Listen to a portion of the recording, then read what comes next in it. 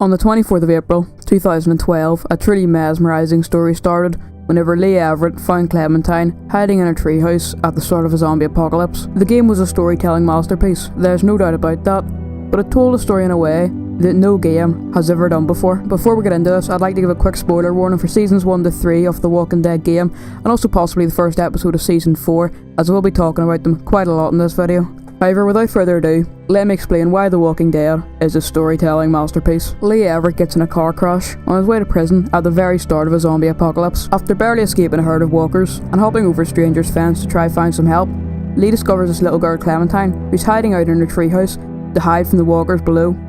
He then decides to help Clementine survive this harsh world, as he knows that she can't survive long by herself. This perfectly set up Lee to be the main character going through this series, as he now had a perfect character arc to go on and protect this little girl called Clementine. So if they spent all this time and energy building up Lee to be the main character, why would they have him get bit?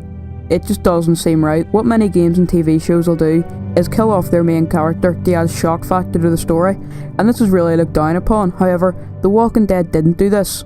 Lee's death was probably the most meaningful thing in the story so far. You see, the entire time we were controlling Lee, and Lee's entire story wasn't actually about him at all. It was all about Clementine. Whenever you take a step back and look at it, Lee accomplished his goal. He had taught Clementine how to survive by herself. Lee's character build-up didn't go to waste at all when he died. It just made it apparent that Clementine was going to be the real main character here. Over time, we have saw Clementine use traits that Lee taught her, such as keeping her hair short or how to use weapons, but we were the ones controlling Lee when he taught her how to do this. And in Lee's death scene, this all became obvious to me, as I finally realised that we were using Lee to create Clementine and make her our character. So now we know what Lee's purpose as a character really was, but why was he such a beloved character anyway? What set him apart from other main characters from other games? Well, we were never told how we should feel about Lee Everett. So I previously mentioned how Lee wasn't just in the series to protect Clementine, but also to teach her how to survive this new world, which he accomplished. However, it was never made apparent to us how we should actually feel about Lee whenever he was doing all this. You were never told to feel a certain way, and this is made especially apparent whenever Telltale literally give you 4 options for every single decision that the main character makes. But yet, everybody still loved Lee. So why is this? Well, it wasn't just Lee who accomplished his goal. It was the player. We were the ones that had control of Lee, and it felt like whenever he was helping Clementine, it was actually us shaping our character for future seasons. We were the ones that made Lee cut Clementine's hair, or teach her how to shoot.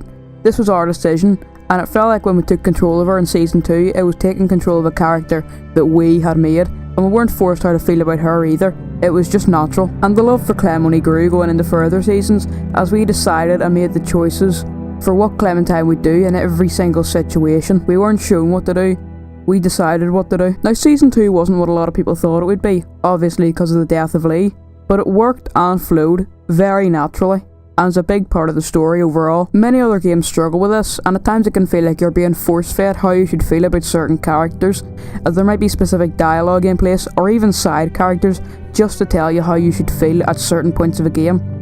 But not with The Walking Dead. The Walking Dead allows you to morph the character into whatever you want it to be, and this has been the case the whole way through the series now, as we have been building Clementine up over time. And by the time we get to the end of this final season, your Clementine will be whatever you have made of her, and you won't be told how to feel about this finale. You'll figure it out, and that's what every single season finale has been so far.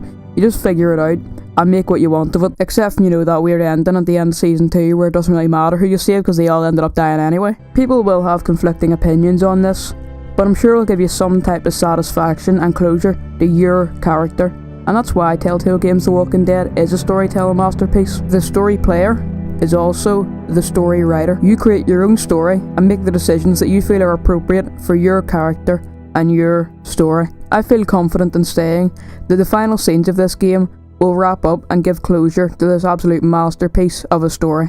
Thank you so much for watching, and let me know your opinions on this down in the comments below, as on this channel I do gaming discussions, where I also like to hear other people's opinions on the things that I talk about. If you wouldn't mind leaving a like and subscribing, that would be much appreciated, and I'll see you in my next video.